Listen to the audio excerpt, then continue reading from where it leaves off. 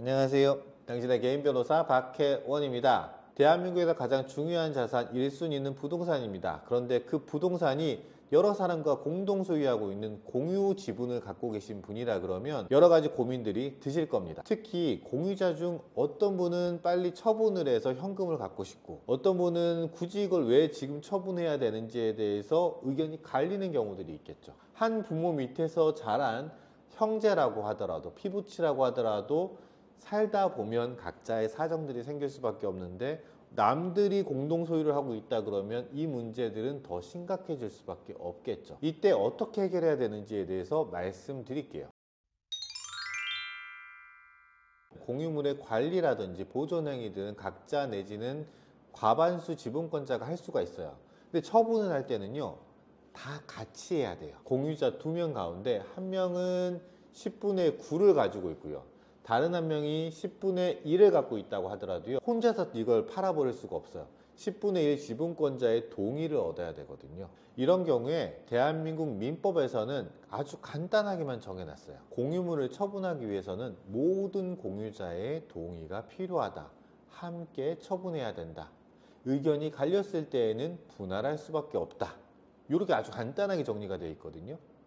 그러다 보니까 법적인 문제들이 발생할 수밖에 없습니다. 다른 민사소송과는 다르게 재판에서 그 방법들을 여러 가지를 선택할 수 있게끔 만들어 놨거든요. 이걸 형성소송이라고 하는데요, 재판 결과에 따라 가지고 이렇게 나눌 수도 있고 저렇게 나눌 수도 있다는 것, 가능성을 열어놓은 거예요.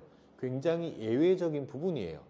이것 때문에 공유물 분할 청구 소송 하기 전부터 법률 전문가들의 도움을 받으셔야 되는 것들이고, 당신에게 유리한 게 무엇이고 결코 양보할 수 없는 부분이 무엇인지에 대해서 미리 준비가 돼 있어야 되는 겁니다. 민법 269조 2항에는 현물로 분할할 수 없거나 분할로 인하여 현저히 그 가액이 감손될 염려가 있는 때에는 법원은 물권의 경매를 명할 수 있다 라고만 규정되어 있기 때문에 실제 재판에서는 판사님께서 여지들이 확 열려 있습니다. 왜 그러냐면 이 규정에 따르면 쪼개 가질래? 쪼개 가질 수 없는 물건이다? 그러면 남들한테 팔아버리는 경매를 할 수밖에 없어. 이 극단적이잖아요. 근데 실제로는 이 극단적인 사이에 중간 정도에 있는 부분들을 여러 가지 판사님의 재량에 따라 가지고 판결을 하거나 조정을 할 수가 있거든요. 그래서 많은 변호사님들께서 전략적으로 이 부분에 있어서 당신의 의뢰인들을 위해서 치열한 다툼들이 발생하고 있는 영역이에요. 좀 어렵죠. 경우가 굉장히 많다라는 거예요.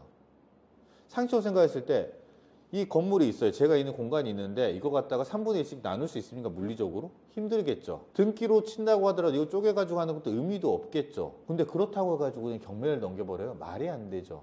그래서 실제로는 분할을 원하는 사람과 분할을 원하지 않은 사람이 있었을 때 분할을 원하는 사람에게 일정한 돈을 줘버리고 너 빠져나가고 그 지분을 우리가 인수할게, 이런 방법도 있을 수 있고요. 반대의 경우 네 지분 네가 그냥 다른 사람한테 팔아 라고 할 수도 있겠죠. 그리고 지분대로 꼭 이렇게 쪼개지 않고 일부는 너가 그냥 현물로 가져가고, 현물로 가져가는 대신에 나한테 돈을 줘, 이렇게 현물과 돈이 계속해서 바뀌는 경우들이 많이 발생할 수밖에 없어요.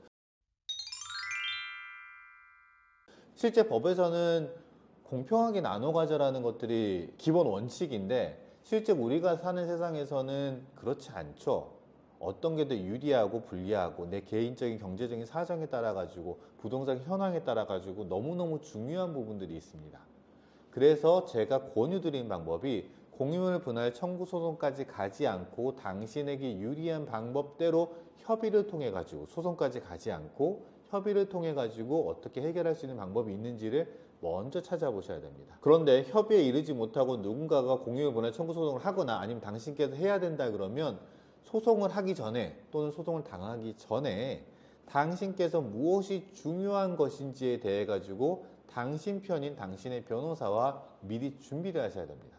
그걸 쌓아 두셔야 됩니다. 그 논리들을. 그렇지 않으면 하는 순간 당신의 가장 소중한 자산이 날아가 버리거나 손해를 볼 수 있다는 점을 주의하시기 바랍니다. 보다 구체적인 상담을 원하시면 언제든지 연락 주시기 바랍니다. 이상 당신의 개인 변호사 박혜원이었고요. 저는 항상 당신 편입니다. 감사합니다.